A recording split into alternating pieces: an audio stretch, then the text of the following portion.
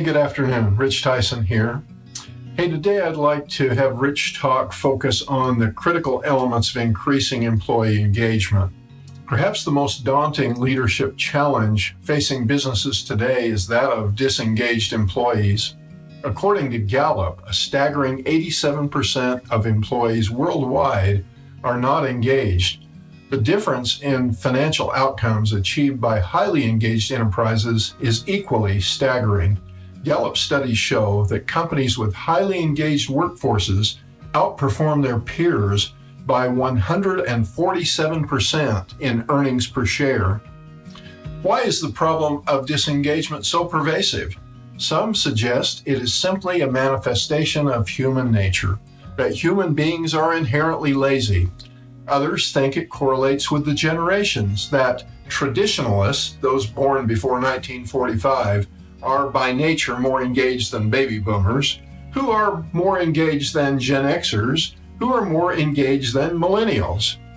In searching for a root cause for disengagement, however, we shouldn't blame things on what we conclude simply can't be fixed. This is, in my opinion, an abdication of leadership. Rather than wringing their hands, successful leaders must address 4 critical elements to turn the tide on employee engagement. The first is environment. Does your organization have an environment that is conducive to high engagement? The Conference Board recently released its report C-Suite Challenge 2018, Reinventing the Organization for the Digital Age. According to the report, CEO respondents are largely focused on the creation of innovative, customer-centric, and inclusive workplace environments within their organizations. Such environments invite engagement. Some of their common characteristics have been described by Professor Kim Cameron of the University of Michigan as the heliotropic effect. The heliotropic effect is the tendency of all living things to lean toward the light, toward that which is energizing and life-giving. It has been proven that people learn faster, remember more, and perform at higher levels in positive environments. Dr. Cameron says, strategies that capitalize on the positive tend to produce life-giving, flourishing outcomes in individuals and organizations. Leaders should assess the environment of their organization. Is there a pervasive sense of optimism, irrespective of whether the current situation is good or bad? Is there a prevailing sense that as a team we can and will succeed together? Is there a tolerance for mistakes coupled with a can-do attitude toward solving problems? Is there an absence of blaming and contention?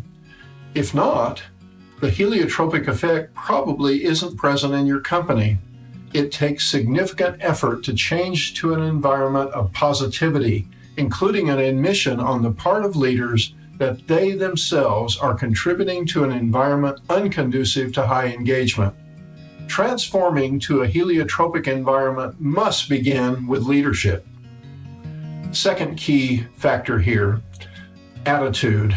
To succeed in business, we must recognize the necessity to manage multiple variables, including money, equipment, customer relations, operations, competency development, and maintenance, and an endless array of policy and regulation compliance. These are the nuts and bolts of business today, and they are all important. However, none of these are the core of any enterprise. People are the most important element in any organization. The attitude of leaders, then, must reflect their compassion, caring, respect, and gratitude for the people with whom they work, including employees, suppliers, and customers. This attitude can be demonstrated without any loss of intensity regarding the achievement of business outcomes. The challenges and stresses of daily high performance don't go away. Heliotropic leaders just approach them with an unfailing, caring focus on their people. The third key factor, action.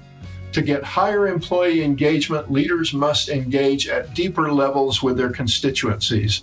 They must seek opportunities to interact with employees. They should strive to know what is happening in their lives, their interests, their hopes, and desires. This should not be invasive, but should reflect sincere interest in each individual. As leaders come to know their people better, They will understand not only who they are, but what they can become. That will provide the foundation for helping employees to learn, grow, and engage in ways meant just for them. Leaders will not give up on those that struggle, but will continue to help and sustain them, working as facilitators of growth and development of their people. And then the fourth factor, patience. Stay the course. Disengagement didn't develop overnight, and it won't be solved with a quick fix. However, as leaders strive to transform to a heliotropic environment, develop a people-centric attitude, become more personally engaged as facilitators of employee growth, and patiently walk their talk, employee engagement will improve. When it does, so will productivity and profitability. Hey, thank you for listening and viewing today on RichTalk. As always, I would invite your comments. We're so glad you're viewing and hope that you have subscribed so that you can get our regular vignettes. Thank you so much. And again, I'll be back again soon. Bye now.